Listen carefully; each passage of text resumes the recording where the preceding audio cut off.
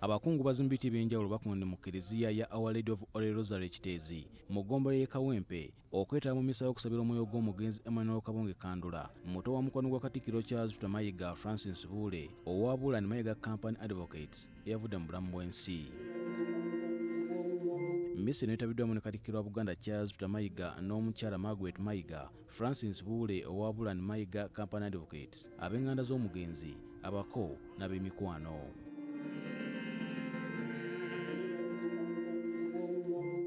Bwana mukulu w'ekigo kya Our Lady of Holy Rosary Kiteezi, Reverend Father Charles Suna, yakulembeddemu ekitambiro kya misa era babadde ayigiriza atendereza amaka ga Kabonge olw'okugabana ekitone Katonda kye yabawa n'abantu abalala abamu kye batakola. Balina ebitone byabwe Katonda bye yabagonnomolako.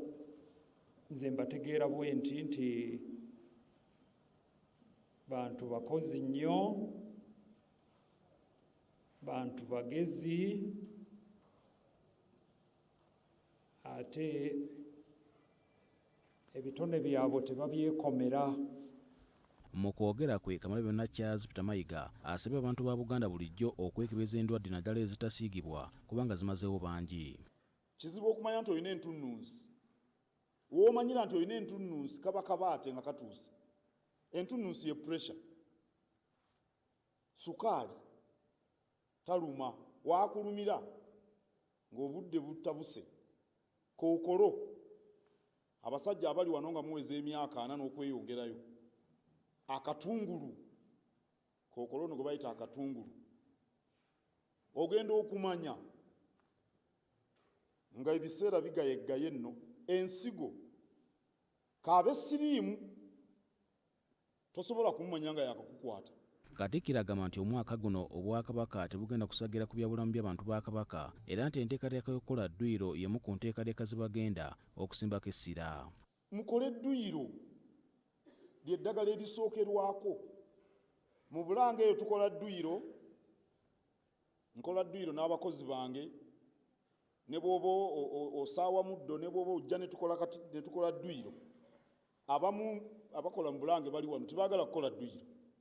Obudde bwe butuuka nga beekweka mu mpagi za Bulange. Ne mbeegayirira ne mbabuuza, dduyiro ayamba mmwe oba ayamba nze? Bakiddamu mangu ayamba ffe.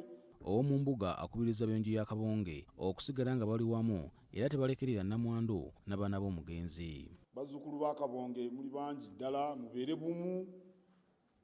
Abakulu mukyabalina, Oweekitiibwa Kanyike waali, mukole enteekateeka musisinkanenga mulundi gumu 2 mu mwaka, mujja kufunamu nnyo.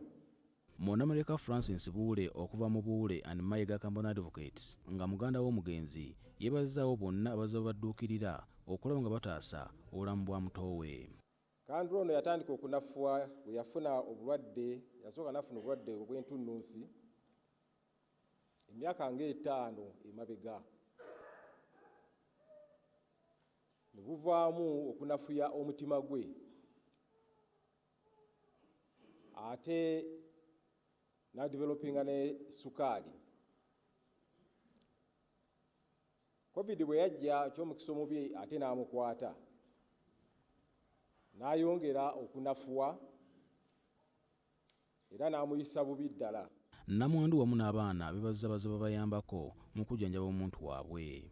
Temwerabiranga ne mugamba Emma taliiyo, nja kubeerawo, nja bbaaniriza era nga bwe mbadde. Mukama abawumisa. Juma yabadde ayamba okuvuga daddy ne mami buli kiseera okugenda ku dialysis kuba nga mukimanyi nange nali nafuna omulimu n'ensooka nvaawo kewaka for a small period of time. So muri period Juma yaliwo okuvuga mami ne daddy kugenda dialysis kugula ddagala. Wumula mirembe Emmanuel Kabonge Kandula. Osiano Mukibi, BBS Telefina, ageesigika.